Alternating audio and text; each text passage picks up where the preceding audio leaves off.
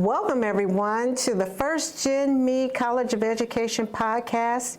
I am your host, Dr. Jackie Thomas Miller, and I am so excited to continue this series aimed for first-generation college students in the College of Education. As a first-generation college graduate, it is my hope that the stories shared throughout each podcast brings inspiration and an impactful power in knowing that although the path to graduation may have its unwavering challenges, the end is achievable and attainable. I have with me today Nick Szalay. Welcome, Nick. We are so honored to have you with us today. We're going to dive right into some of the things that I think would be so important for our students to learn just from your story. So can you talk to us about your personal story, because you are a non-traditional student, one who didn't come right into college straight from high school, correct? Right, yeah. So I guess I'll start at high school. I was 18 and my family couldn't afford to send me to college even though I wanted to. My best route that I thought of was to join the military. So I enlisted in the Army. I spent 3 years in the Army. I was an honor guard soldier in Arlington National Cemetery. Did my thing there, did my job, and I got out, and my wife was enrolled at Purdue. She was an elementary education major. Oh. Yeah, and she graduated in 2019. But before all that, when I got out, she was still in school. So I worked at a factory here in town, and we got her through school.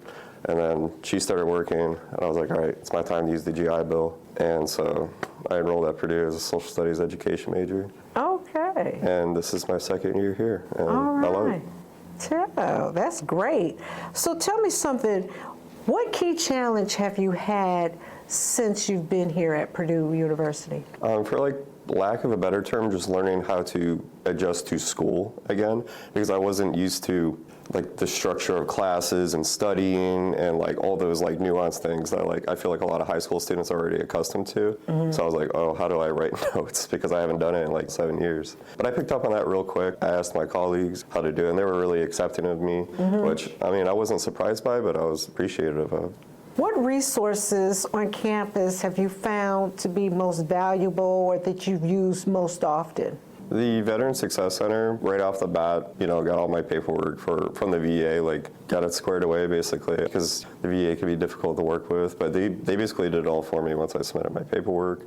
And the TRC, the Teacher Resource Center, and the Create Lab, they're really valuable for teachers overall. The TRC is a great place to hang out. I can print all the things I want for all the teacher stuff I need, because teachers print a lot of stuff. And the Create Lab, I created my anchor chart today that I'm using for one of my classes, so they're great resources. What do you wish you knew more about before you came to Purdue? You said your wife was a Purdue grad. Did she prep you a little bit? Did she update you on some things that you may? Yeah. Oh, yeah. She gave me the rundown as much as she could, because she's first gen too. So she didn't really know the social studies ed, because they were changing the curriculums. She didn't know everything about it. But she put me on she showed me where Beering was at. She's 90% of your classes are going to be in here. Teacher Resource Center, Create Lab. And she also told me some of the challenges that were going to come with being a teacher, especially theory into practice, how that would be. And how that's beneficial, and eventually student teaching. What motivates you, Nick, to continue this journey until the end? So many things. I promised my grandmother before she passed away that I would graduate, because my grandfather, he was a veteran too.